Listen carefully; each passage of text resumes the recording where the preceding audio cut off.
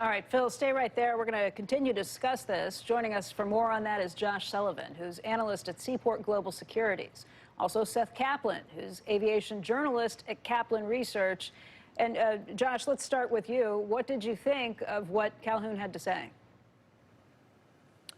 You know, I mean, the reality is with some of the delays and the starts with, the MAX returning to service here over the last year, stakeholders in Boeing, be it shareholders, airlines, eventual passengers, needed to see a change. And Calhoun brings that.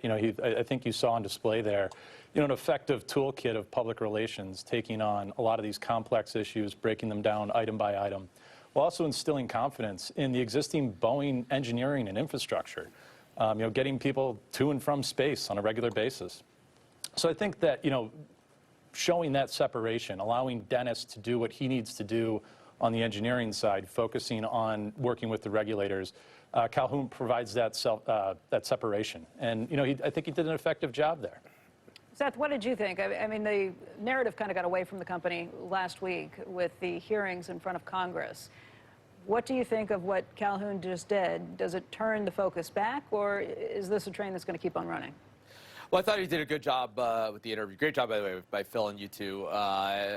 Made news, obviously, by not only standing behind Dennis Muhlenberg, but by talking about what's going to happen with his compensation. I just think Boeing, at every step of the way, has been a little bit behind, and you just wish that they could sort of see where things are going and get ahead of something in terms of the news cycle. The whole the question about compensation, I don't know how they couldn't imagine that was going to come out that last week. And I mean, how much better would it have been for him to just be able to answer the question, yes, I've given up something, than to stumble like he did. So yeah, great job this morning.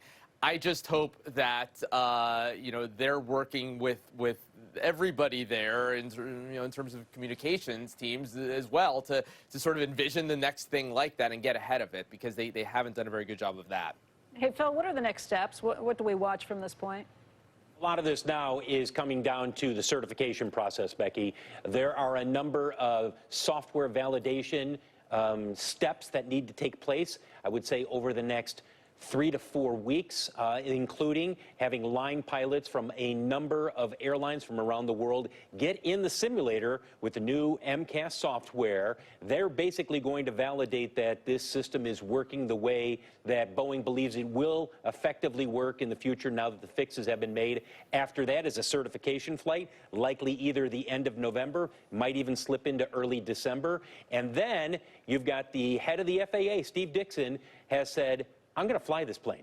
Because remember, he's a certified pilot. I want to fly this plane before I sign off on this. That'll likely happen sometime in early to mid-December, and it's possible we could see the FAA sign off on this by December 31st. It's a small and tight window, but there are many, including those within the FAA, who say, look, Boeing can make it depending on what happens with each of these steps. So, Phil, the software fix, I mean, the MCAS is still going to be part of the yes. Of the navigation system, right? Correct. Do you still, is it easier to disengage? Does the software do that for you? Well, there's a number of steps that they've made. We're not going to get too technical here, Joe, but a number of the steps. One of the big issues that was at the heart of the 2 accidents is that MCAS was originally designed to take information from 1 angle of attack sensor instead of 2. And remember, it was a flawed sensor for both of these crashes that led to the pilots, saying, why is the plane continually pitching lower? Second, the new MCAS will fire once, where it lowers the nose just once. Previously, it was going off every 10 to 15 seconds, which, imagine if you were the pilot of either the Lion Air or the Ethiopian Airlines, and you didn't realize that this system was going to fire every, 30 seconds, however long it is. That is not going to happen in the future. Right. So the sensor was indicating it needed to fire. So it was a faulty sensor. And they only took it from data from 1 sensor, Joe, and that's going to change now. It'll be redundant. But if it needs to be pushed down, you'd want it to fire more than once, wouldn't you? I don't... Well, now you're getting into every scenario. I mean, look, the problem is that the sensor kept on telling the MCAS system the wrong information, so MCAS kept on pushing it down, and the pilots were going, wait a second, we're trying to pull this up, and the system keeps pushing it down. But you still need the MCAS, though. Which gets back, though, to the core problem that a lot of people have pointed to, which is pilot training. Seth, let's talk a little bit about pilot training and what that may mean. Part of the advantage to the 737 MAX was, even though this was a differently designed airplane, had moved the engines, they were selling it as something that didn't need to come along with a lot of pilot training, or basically any pilot training, because it was still the same 737 program. And that was what happens in the future? Yeah, and that was the whole point of MCAS, was to make this plane feel like the old plane. You're right. This is an airplane, let's face it, that Boeing didn't really want to build. It preferred to wait and do a clean sheet aircraft several years later, felt compelled for competitive reasons to do this after Airbus had basically slapped new engines on its A320. So Boeing needed to slap new engines on the 737 as A320s were selling by the thousands after Airbus did that. And Boeing got unlucky, whereas Airbus could just put the engine on the new plane and everything basically worked the same, just became much more efficient. Boeing, the engines didn't fit. They had to move the engines. That kind of threw things out of balance, and that's what MCAS was for, was to make the plane feel to pilots like the old plane. That was important. Because then pilots could move between the older 737s and this one without having to transition as they would to an entirely different kind of aircraft. And so Boeing could promise these lower training costs.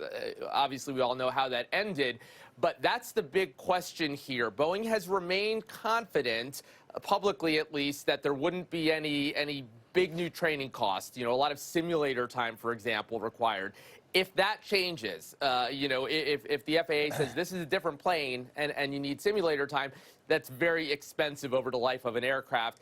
And I think one of the biggest long-term worries here, I mean, other than just the existence of the program, but if you accept that this plane is going to be back in the air flying safely at some point here, big long-term question, training costs. Because if it's going to cost millions of dollars more over the life of an aircraft, big if, but if that happens, then that could put downward pressure on the pricing here, because it's just a less competitive aircraft against Airbus. All right, Seth and Josh, want to thank you both for joining us. And Phil, thank you for bringing us that interview. Also, a programming note, folks.